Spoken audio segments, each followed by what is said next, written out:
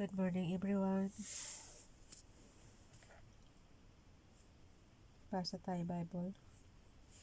Genesis 13, 14, and 15. Abram and Lot. Abram and Lot separate. So Abram went up from Egypt to the Negev with his wife and everything he had, and Lot went with him. Abram had become very wealthy in livestock and in silver and gold. From the Negev he went from place to place until he came to Bethel, to the place between Bethel and Ai, where his tent has been earlier, where his tent had been earlier, and where he had first built an altar. There Abram called on the name of the Lord.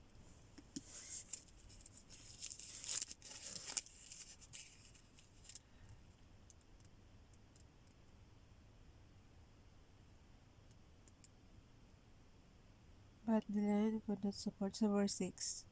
But the land could not support them while they stayed together, for their position were so great. Excuse me. That they were not able to stay together. Mainam nga sana yun eh. Kasi yung pag nagtutulungan ng mag-asawa. Pero bakit mag-separate? And quarreling arose between Abram's herdsmen and the herdsmen of Lot. Basahin ko lang guys yung footnote ha. Sa 6.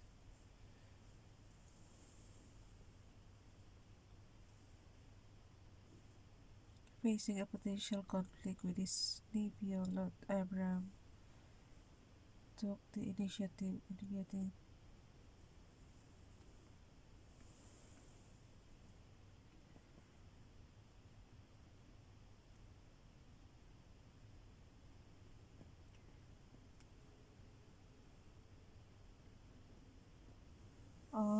nagkaroon ng feud sa dispute sa nephew.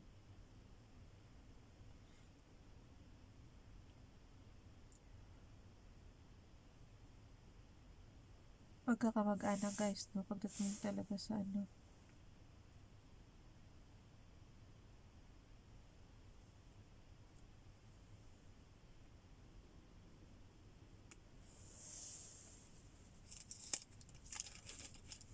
difficult family situations. Ganyan talaga pag may family feud. So, nagkaroon ng quarreling nga guys sa 7. The Canaanites and Perizzites.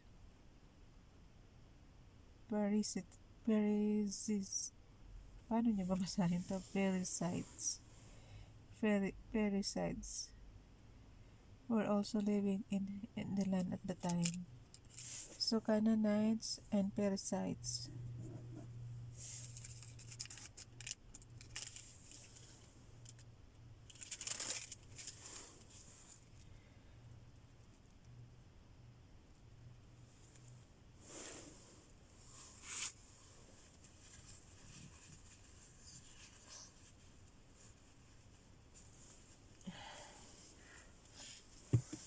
So sabi ni Abram kay Lot, huwag na raw sila mag-away.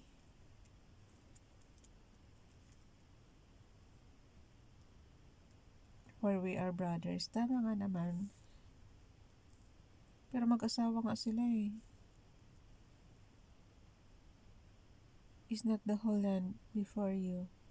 Let's part company. If you go to the left, I'll go to the right. If you go to the right, I'll go to the left. Maganda yung ni Abram. Pero paano yun? Makikipag-separate sila ng dahil lang doon? Mag-separate sila mag-asawa?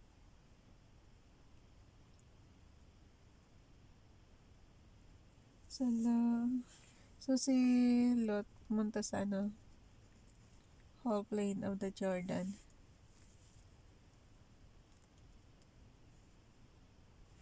Like the land of Egypt. This was before the Lord destroyed Sodom and Gomorrah. So Lot chose for himself. akala ko si Lot is asawa niya. Kapatid pala.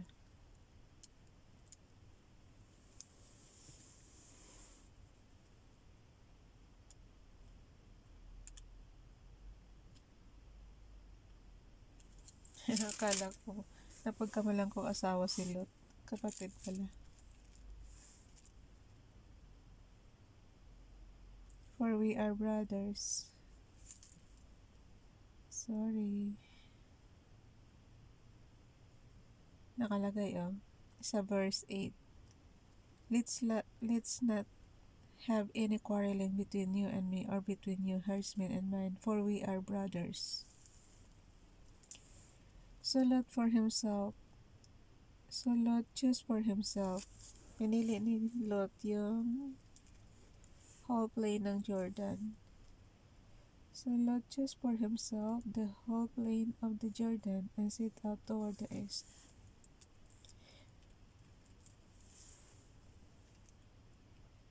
The two men were company. Abraham lived in the land of Canaan. So kaya pala tinawag ng Canaanites. While Lot lived among the cities of the plain and pitched his tents near Sodom.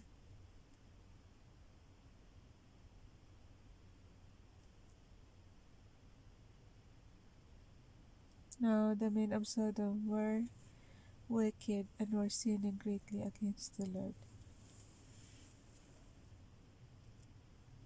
The Lord said to Abraham, after Lot had parted from him, lift up your eyes from where you are and look north and south, east and west. All the land that you see, I will give to you. Wow! Tingnan mo lang guys, libre lang yung land noong araw. Kung ano raw makita niya sa kanya na. Diyos ko.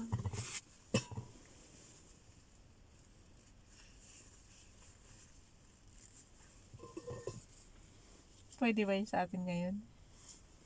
Di ba hindi?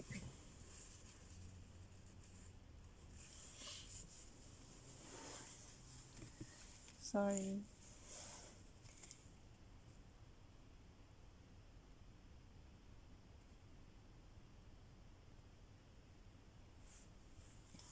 Nagluluha talaga yung mata ko rin.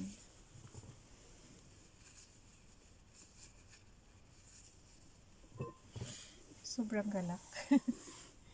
Sobrang galak. Naiiyak. Hindi kasi guys, so tingnan mo naman. Pinapano siya sa you are lift up your eyes from where you are and look north and south, east and west. All the lands, pagdating ng 15 guys, all the land that you see I will give to you and your offspring forever. Tingnan mo lang yan. Hindi sana pala sa atin libre rin yung lupa. Kung alam mo lang, Father God, napakamahal. I will make your offspring. Kaya nga ako natutuwa dito eh. Kung ano raw makita, libre, ay ibibigay sa kanya. Eh tayo pa magagawa natin yan ngayon. Kung ano makita mo, sa'yo na. Ay, Diyos ko lang.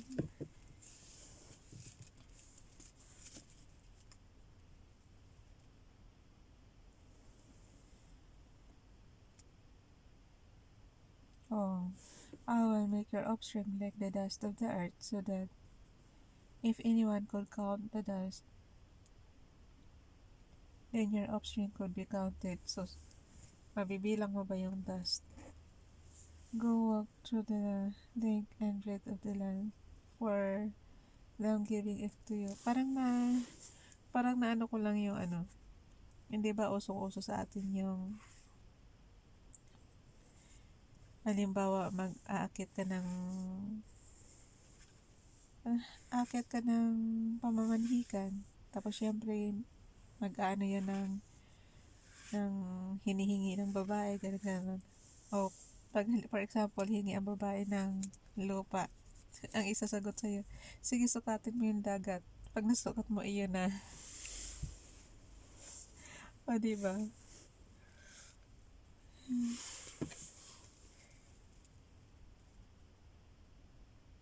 Yung masusukat mo pala sa'yo na. O paano pagka high tide, hindi nawala na yung sinukat mo? Ayun, tiyan ko.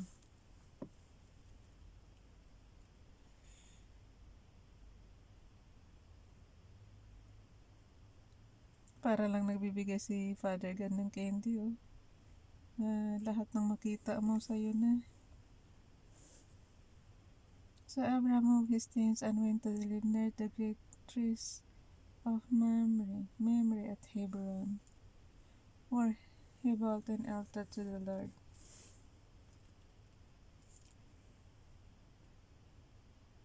Yung kay Lot kasi nagiging wicked na yung mga tao doon, Abraham rescues Lot.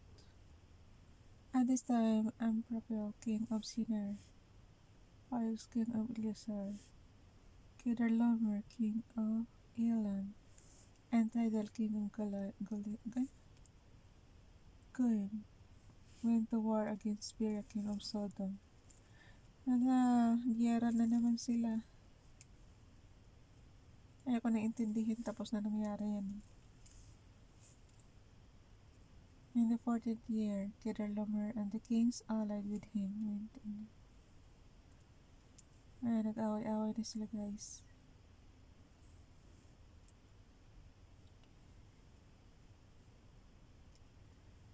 Sa verse 7 ng 14, guys.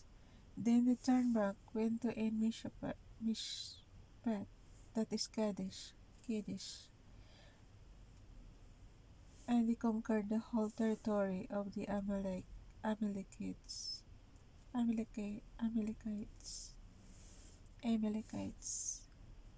as well as Amorites, for living in Hezazon, Tamar. O, yung tiyan ko. Busog. Then the king of Sodom, the king of Gomorrah, the king of Edma, the king of Zeboim, and the king of Bela, that is Sor, Bela is Sor, marched out and drew up their battle lines in the valley of Siddim against Kedorlaomer, king of Elam. Ang basa ko dyan dati, Elim pala, Elim.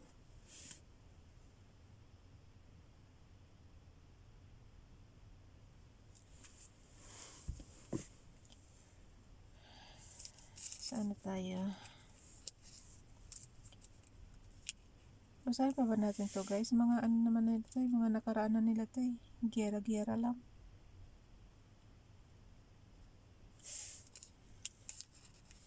The four councils, all gods of Sodom and Gomorrah,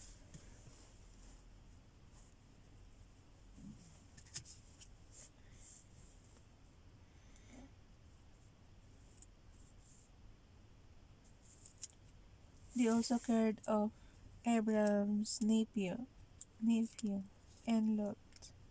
They also cared of Abraham's nephew Lot.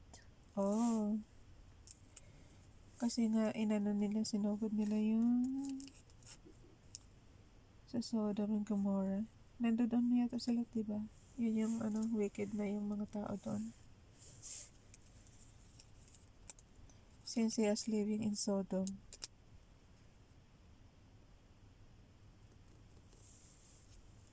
So, pamangkin si Lot ni Abraham. Ay, dyan ko talaga. Grabe kong kumulo. One who had escaped and reported this to Abraham the Hebrew. One who had escaped came and reported this to Abraham the Hebrew. Now, Abraham was living near the great trees of Mamre, the Amorite, a brother of Eshcol, and Aner, all of whom were allied with Abraham.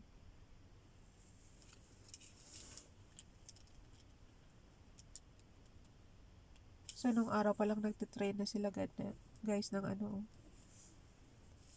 para panggera. He called out the 318 trained men born in his household.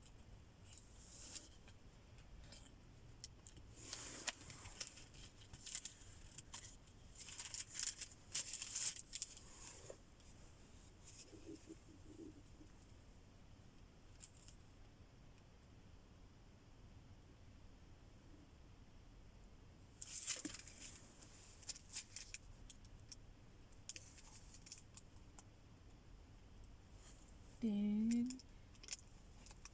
wala na.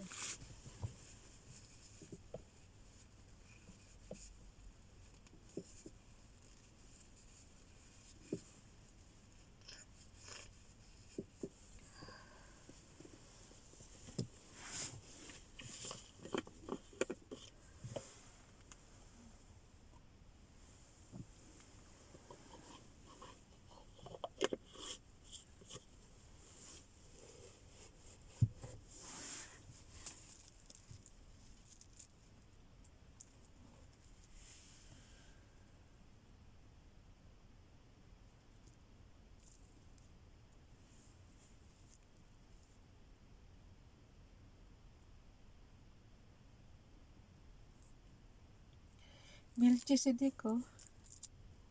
Ito yung high priest, diba?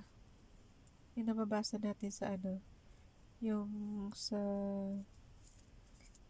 ito pala yung nababanggit doon sa New Testament. Kaya nagiging priest din si Jesus because of Melchizedek.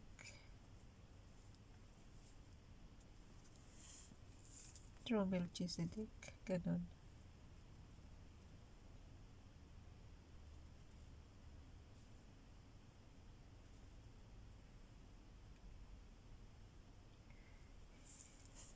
Si Melchizedek, king of Salem,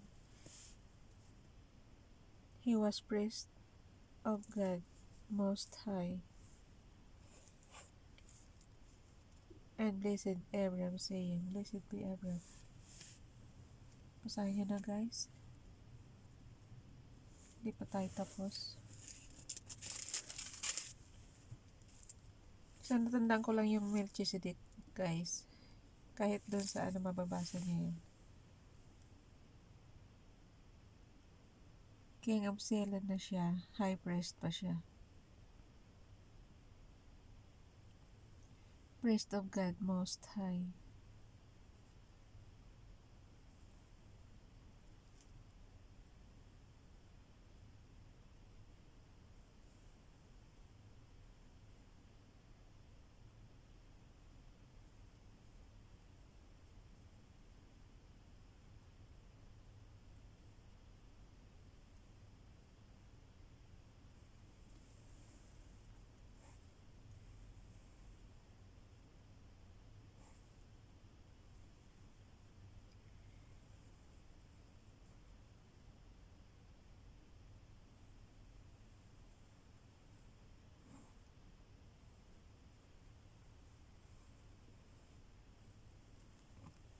Hindi niya tinanggap yung ano kay ano, King of Sodom.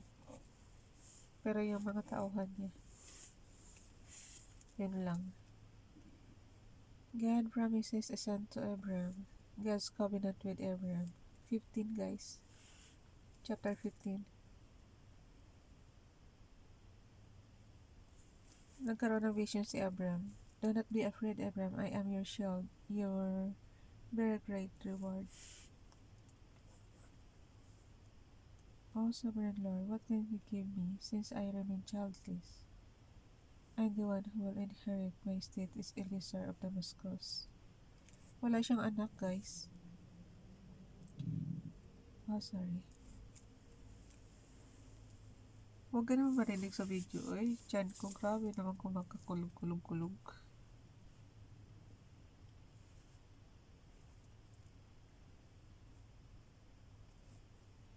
And Abraham said, kasi nga mayaman nga si Abraham, diba? You have given me no children, so a servant in my household will be my heir. So, yan ang ano niya.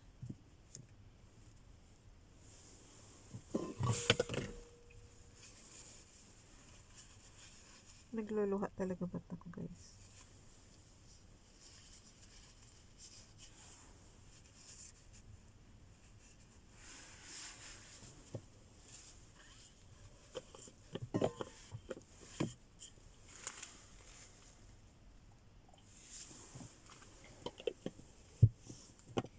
Anong oras na ba?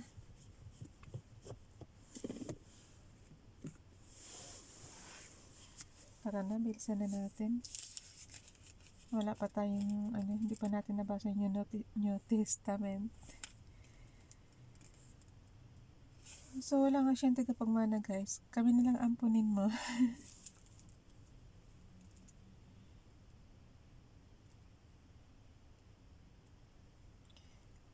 Hindi raw niya maging tagapagmana yung servant niya.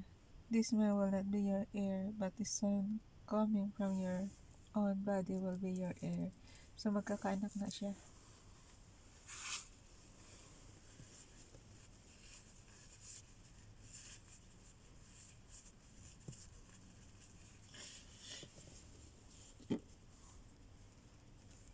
Kung sabagay kasi nung araw, guys, kahit matatanda na, nagkakaanak ko sila. Sa lalaki, walang problema eh. Kahit matanda na sila, nagkakaanak pa rin.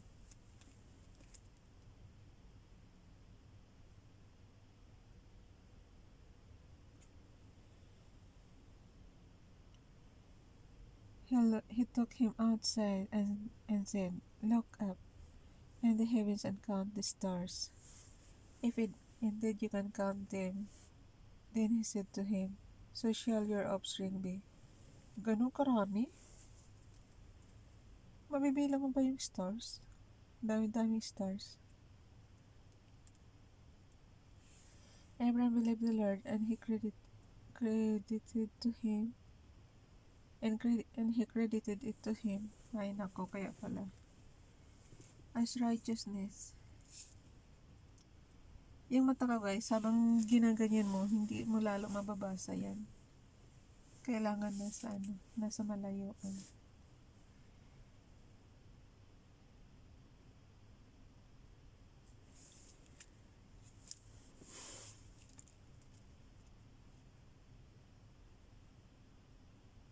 Tara na.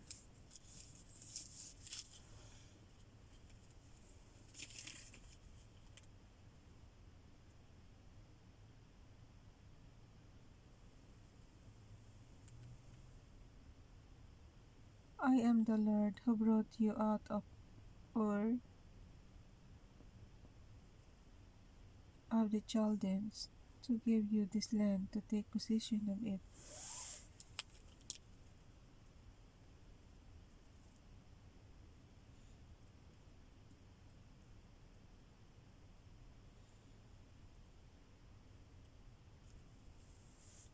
Yung mga signs, God, guys, pinapadala sa kanya. Kasi kung paano mo mga malalaman, ikaw ba paano mo malalaman na sinasagot na yung prayer mo ni Father God?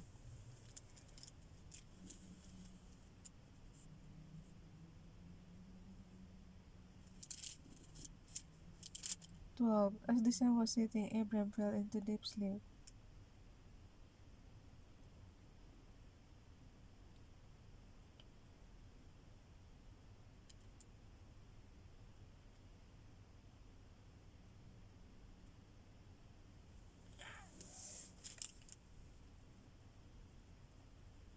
Yeah. Then the Lord said to him, "Know for certain that your descendants will be strangers in a country not their own, and they will be enslaved and mistreated 400 years. Ayoko naman ng ganito katagal. But I will punish the nation by serve as slaves, and afterwards they will come out and will create possessions." Minsan tinatanong ko kay Father God, ba't kailangan pa danasin yung hirap, no? You, however, will go to your fathers in peace and be buried at a good old age. In the fourth generation, your descendants will come back here, for the sin of the Amorites has not yet reached its full measure. Ba't ganun?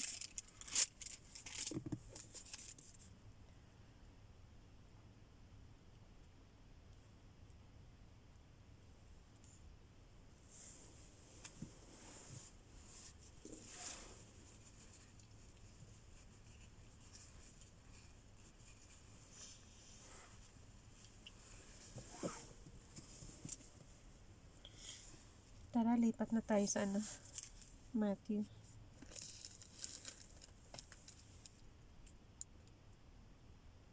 On that day the Lord made a covenant with Abraham and said, to your descendants I gave this land, from the river of Egypt to the great river the Euphrates, the land of Kenites, Kenizzites, Cadmonites, Hittites, Perizzites, Rephaites, Amorites, Canaanites, Girgashites, and Jebusites. Yun sila guys. So, ewan ko lang kung sa panahon natin mangyari yan kundi mag-away-away. Ibibigay na lang basta yung lupa.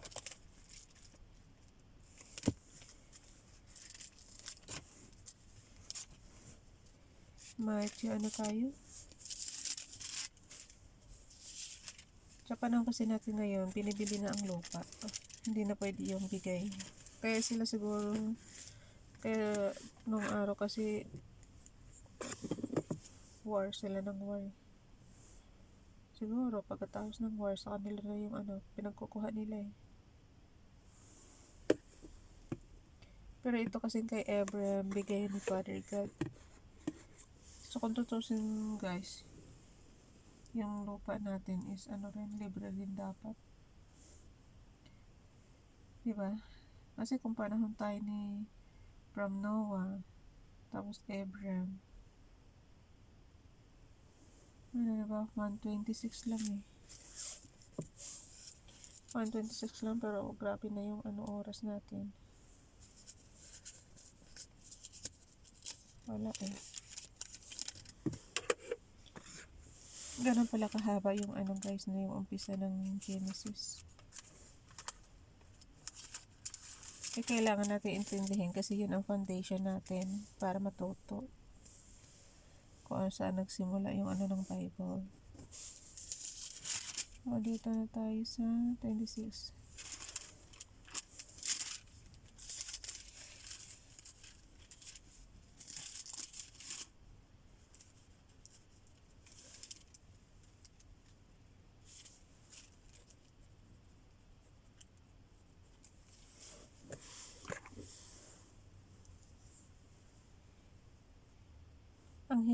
Ang hirap talaga mag-aral pagkaintindihan mo ng husto. Eh, pagkabasa lang tayo ng basa, hindi natin iniintindi. Doon nga ako hindi natututo pagka ganun, yung hindi iniintindi. 126.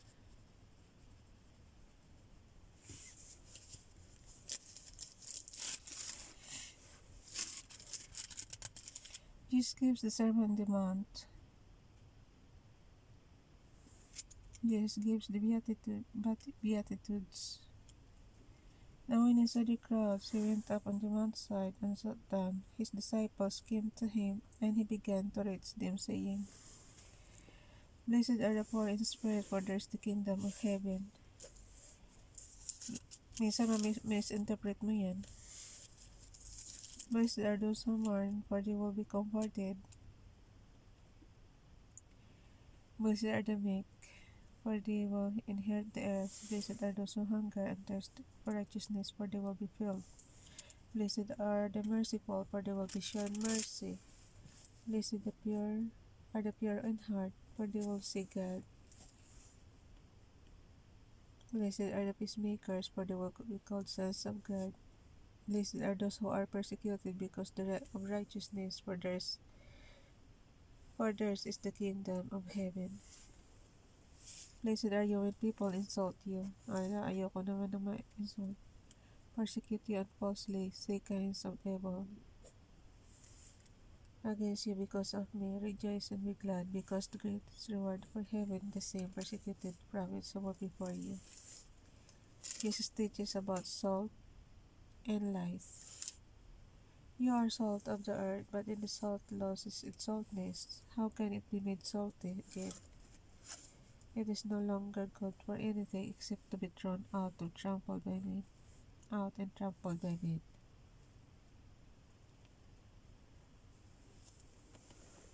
Jesus teaches about the law. Do not think that I have come to abolish the law of the prophets. Yan, hindi raw niya ina-abolish yung law ng prophets, guys, ha.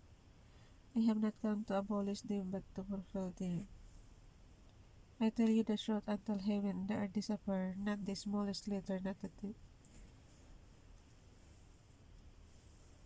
until everything is accomplished.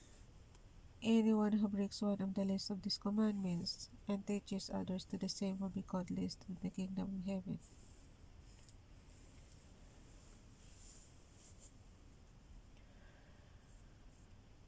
You have heard that it was said to the people long ago, do not murder, and anyone who murders will be subject to judgment.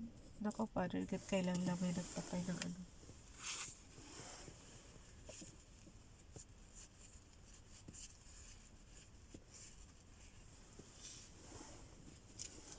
Yung nag-viral, guys.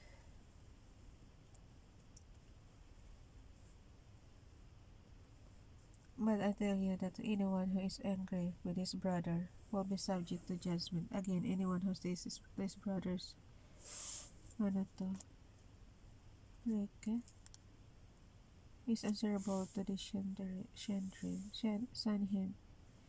Ay, ang hirap bigkasin talaga.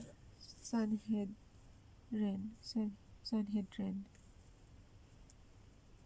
Answerable to the Sanhedrin.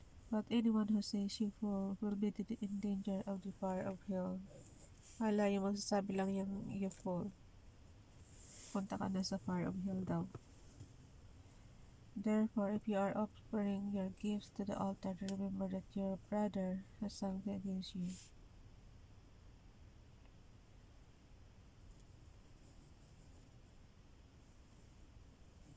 Yung pag nagpe-pray ka,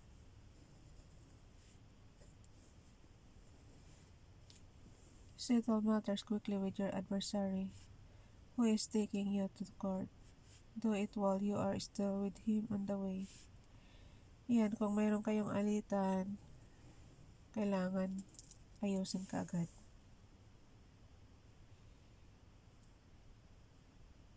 I tell you the truth. Ano nakalagay? Or he hand you over to the judge, and the judge may hand you over to the officer, and you may be thrown into prison. Yun nga. I tell you the truth. You will not get out until you have paid the last penny. Okay guys, thank you very much. Bye-bye.